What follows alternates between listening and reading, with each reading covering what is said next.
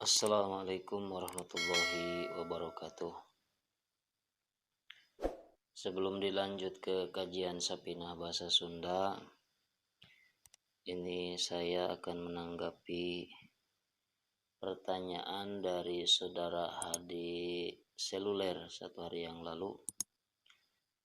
Dan untuk menjawab pertanyaannya, saya buatkan videonya supaya lebih jelas ya. Pertanyaannya, Assalamualaikum akang bade tumaros perkawis khotamun nabiyina sareng khotamin nabiyina khotimun nabiyina saena dibaca kasroh ta'na emang upamita na dipatahkeun maknana janten kumaha hatur nuhun akang. Jadi pertanyaannya disimpulkan bahwa khotamun nabiyina dan khotimun nabiyina bagusnya dibaca kasroh ta'nya, dan apabila dipatahkan mananya apa? Terima kasih akang. Itu tadi pertanyaannya ya. Jadi apabila merujuk ke kitab Kasifatus Saja Sarah Sapinah di kolom khotamun nabiin atau khotimun nabiyina bifathita wa kasriha, boleh patah tanya, boleh patah kasrahnya. Wal kasru asharu, wal kasru dikasrahkan taknya itu lebih masyhur jadi khotimun nabiyina ayatobi'uhum kama fil misbah, seperti di kitab misbah, pala nabiyya ba'dahu bahwa akhiruhum bil wujud. Jadi tidak ada lagi nabi sesudah Kangjeng Nabi sallallahu alaihi wasallam, bahwa akhiruhum Kangjeng Nabi sallallahu alaihi wasallam akhir daripada para nabi, bil wujud wujudnya, bi'tibari jismihi dilihat dari segi jisimnya, bil kharij pada buktinya, nabi terakhir pada hakikatnya, nabi yang pertama diutus oleh Allah, yang pertama diciptakan oleh Allah, terakhir diutusnya. Jadi kasrah itu lebih masyhur, lebih banyak dibaca khotimun nabiyina, tapi dibaca khotamin nabiyina juga boleh, seperti di kitab misbah.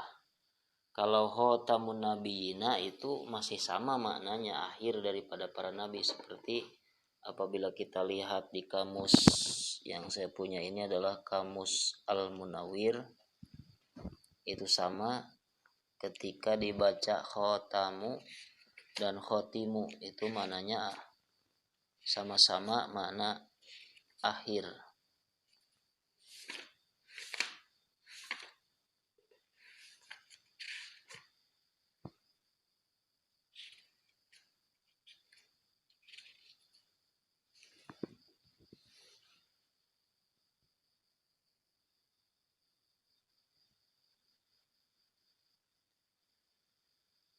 Dan apabila dibaca khotamu di sini dijamaknya kepada lapad khawatimu dan lapad khotamu zawaj. Jadi kalau khotamu zawaj itu cincin kawin. Jadi kalau dimaknai cincin itu menjadi salah kaprah. Jadi jangan mengambil makna yang salah, tapi makna daripada khotamu itu adalah makna akhir penghabisan, tidak ada lagi nabi setelahnya. Itu kalau melihat di kitab. Ada lagi yang makna hitam, khotimah, itu makna akhir. Ada lagi lapad yang sama tapi maknanya beda, khotamu cap kenabian atau stempel segel khotamu, itu lapadnya sama tapi maknanya beda, tergantung siakul kalam. Berarti kalau lapadnya khotamun nabina itu bukan cincin para nabi maknanya, tapi itu akhir nabi utusan terakhir. Jadi khotamu itu ada dua maknanya, ada maknanya cincin, ada maknanya cap atau stempel yang diberikan Allah kepada Rasulullah, cap stempel itu.